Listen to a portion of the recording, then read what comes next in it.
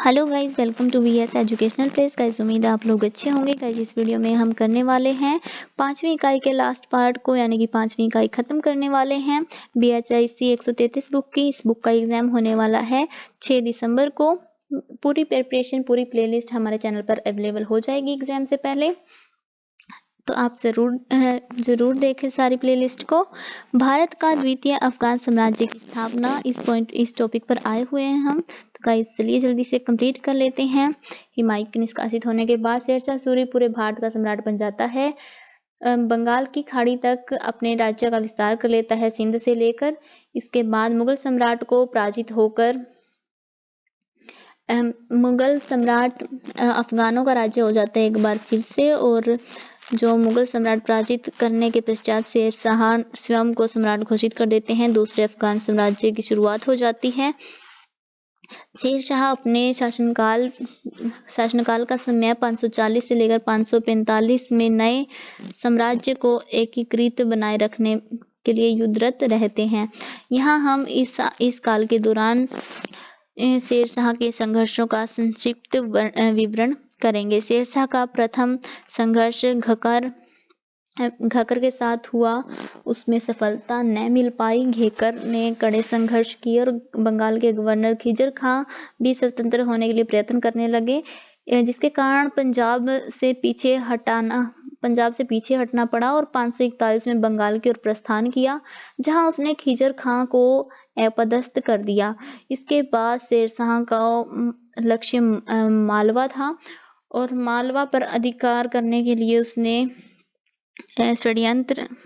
कादिर शाह ने उसके विरुद्ध षड्यंत्र रच दिया। उससे पहले ही मार्ग में अबुल कासिम को हराकर ग्वालियर पर अधिकार कर लिया। कादिर शाह ने भी आत्मसमर्पण कर दिया, उससे 1542 में गिरफ्तार कर लिया और राजपूत समस्या का समाधान करने के लिए सर्वप्रथम उसने रायसेन पर अधिकार कर लिया। रायसेन का राजा पूरनमल यद्यपि शेरशाह की संप्रभुता स्वीकार करने के लिए तैयार था, लेकिन शेरशाह ने उस पर भी आक्रमण कर दिया। उसने पूरनमल कई अन्य सिपाहियों के साथ युद्ध में मारा गया। 543 में मुल्तान प्रांत को भी विजित कर लिया। रायसेन के युद्ध में राजपूतों की पराजय बावजूद मेवाड़ का राजा मालदेव अभी भी काफी शक्तिशाली था। उसने अपने प्रभुत्व का प्रचार सांभर, नागौर और बीकानेर, अजमेर और बेदनार जैसे क्षेत्रों में किया और शेरशाह ने उसकी ओर कूच किया। 1544 में अजमेर पाली माउंट आबू पर अधिकार कर लिया। चित्तौड़ के शासक उदय सिंह ने बिना किसी विशेष विद्रोह के चित्तौड़ शेरशाह को सौंप दिया। इस प्रकार लगभग संपूर्ण राजपूताना उसके अधीन हो गया था।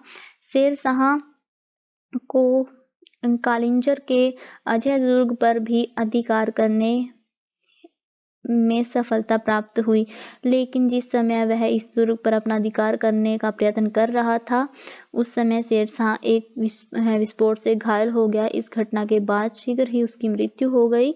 इस प्रकार शेरशाह के शानदार जीवन का अंत हो गया। शेरशाह के पुत्र इस्लाम शाह ने हालांकि अपने पिता के साम्राज्य को बनाए रखा, किंतु वह साम्राज्य का और अधिक विस्तार और सुदृढ़ न कर सका। उसका अधिकार समय अपने ही खेमे की और आंतरिक षड्यंत्रों में दबने में ही व्यतीत हो गया, जिसका नेतृत्व उसके भाई आदिल शाह आजम, हुमायूं तथा खवासा खां के साथ मिलकर किया। इसके अतिरिक्त उसका अफगान कुलीन, विशेषकर कि नियाजी और अफगानों के साथ अपमानजनक व्यवहार से मदद की बजाय उसके विद्रोह को बढ़ावा मिला, जिसका प्रभाव उसके पुत्र और उसके उत्तराधिकारियों को झेलना पड़ा।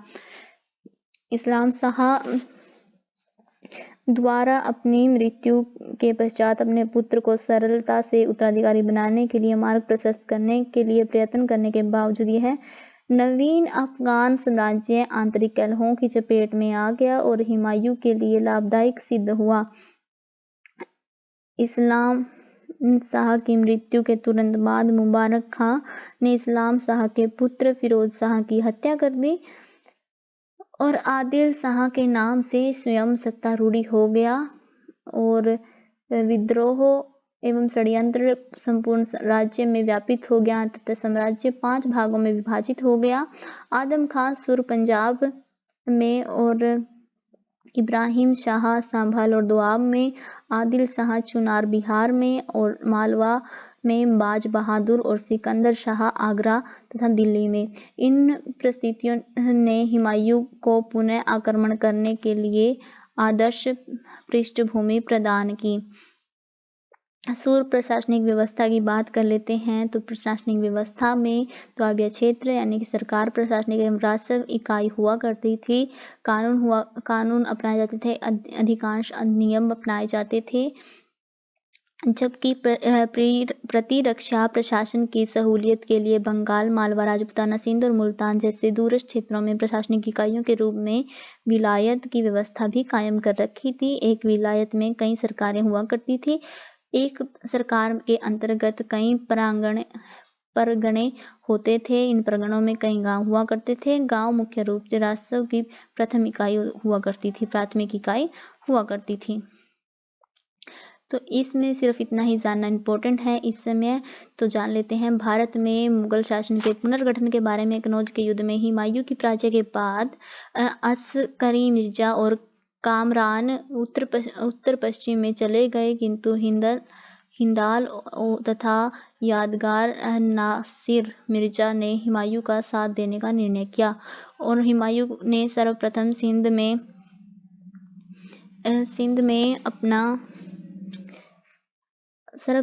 सिंध में अपना भाग्य आजमाने का प्रयत्न किया, लेकिन यहाँ हिंदाल मिर्जा ने भी उसका साथ छोड़ दिया और वह कमराना के निमंत्रण पर कांधार चला गया।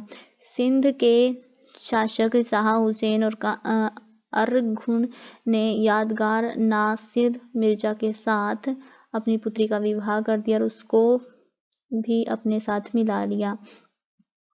इस बीच हुमायूं सिहवान पर अधिकार करने में असफल रहा। इन सभी घटनाक्रमों से निराश होकर हुमायूं ने अकेले ही अपने भाग्य की परीक्षा राजपूताना में लेने का निर्णय किया।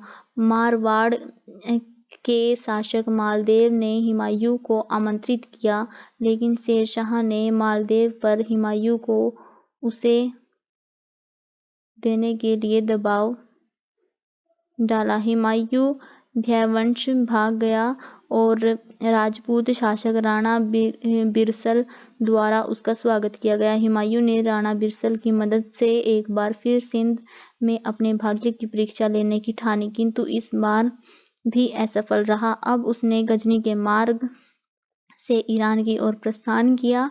ईरान के शासक शाह तहमस्पन द्वारा उसका गर्मजोशी के साथ स्वागत किया। ईरान के शाह ने हुमायूं से वादा किया कि अगर वह उसको कांधार दे देगा तब वह उसकी कांधार, काबुल एवं गजनी पर अधिकार करने में सहायता करेगा। हुमायूं इसके लिए तैयार हो गया। कांधार उस समय का अस्करी मिर्जा के अधीन था। हुमायूं ने शीघ्र ही कांधार पर अधिकार कर लिया और उसे शाह के हवाले कर दिया, लेकिन दोनों के बीच गलतफहमियां प्रारंभ हो गई, क्योंकि ईरानियों ने काबुल एवं गजनी पर अधिकार करने में हुमायूं की मदद करने में कोई जल्दबाजी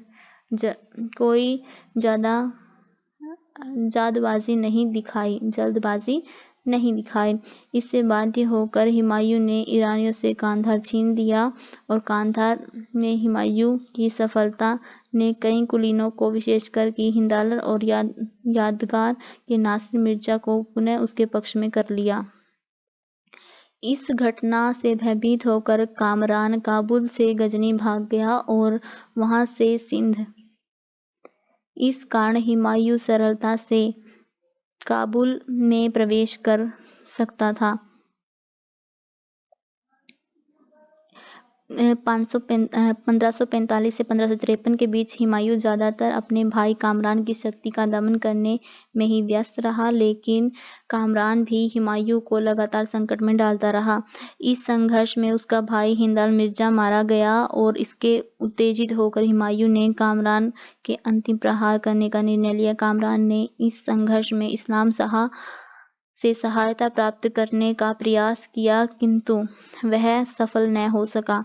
जिस समय मिर्जा कामरान एक स्थान से दूसरे स्थान अपने बचाव के लिए दौड़ रहा था, उस समय घाकर सरदार सुल्तान आदम ने गिरफ्तार कर हुमायूं के हवाले कर दिया। अंत में हुमायूं ने कामरान को अंधा करने का हुक्म दिया और उसे मक्का जाने की आज्ञा दी,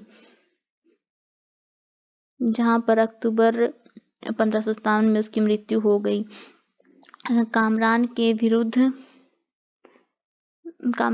विरोध का अंत हो जाने पर हुमायूं काबुल का सार्वभौमिक स्वामी बन गया। भारत में अनुकूल राजनीतिक परिस्थितियां देख हुमायूं ने अपनी खोए साम्राज्य को पुनः स्थापित करने के लिए व्यवस्थित ढंग से योजना बनाना तैयार किया। उसने नवंबर 1554 में लाहौर की ओर प्रस्थान किया और फरवरी 1555 में वहां पहुंच गया।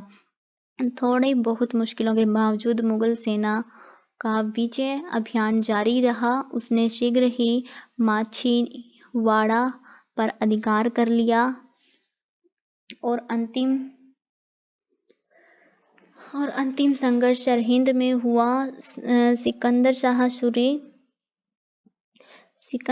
सूरी के साथ उसका अंतिम युद्ध हुआ था। शिवालिक की पहाड़ियों की ओर भाग गया था सिकंदर शाह सूरी।